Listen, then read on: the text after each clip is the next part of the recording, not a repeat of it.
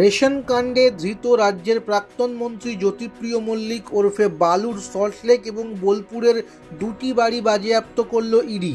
তদন্তকারী সংস্থা সূত্রে খবর, হাবড়ার বিধায়ক বালুর সম্পত্তি বাদেও মোট ৪৮টি সম্পত্তি বাজেয়াপ্ত করা হয়েছে। শুক্রবারই রেশন দুর্নীতি কাণ্ডে তৃতীয় অতিরিক্ত চার্জশিট জমা দিয়েছে ইডি। সেখানে বালু ঘনিষ্ঠ ব্যবসায়ী বিশ্বজিৎ দাস এবং তার বৈদেশিক মুদ্রা বিনিময় সংস্থার বিরুদ্ধে দাবি করা হয়েছে 2014-15 সালে রেশন দুর্নীতির 350 কোটি টাকা দুবাইয়ে পাঠানো হয়েছে। বাংলাদেশ হয়ে হাওয়ালার মাধ্যমে টাকা পাচারের অভিযোগও রয়েছে কেন্দ্রীয় তদন্তকারী সংস্থার।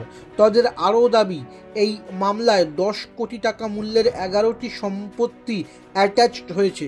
2000 থেকে 2004 পর্যন্ত বনগাঁ পুরসভার প্রাক্তন চেয়ারম্যান শঙ্কর আঢ্যের কর্মচারী ছিলেন বিশ্বজিৎ। তারপর কাজ ছেড়ে দিয়েছেন। সল্টলেক থেকে তাকে গ্রেফতার করে ইডি। তদন্তকারী সংস্থার দাবি, বালুর মাধ্যমে টাকা শঙ্করকে পৌঁছে দিতেন বিশ্বজিৎ।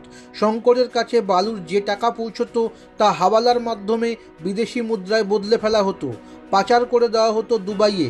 সেই কাজেও প্রত্যক্ষভাবে সহযোগিতা করতেন বিশ্বজিৎ। ইডি দাবি করেছে, বালুর যে 2000 কোটি টাকা শঙ্করের মাধ্যমে দুবাইয়ে পাঠানো হয়েছে, সেই টাকার একটি অংশ দুবাইয়ে নিয়ে গিয়েছিল বিশ্বজিৎ।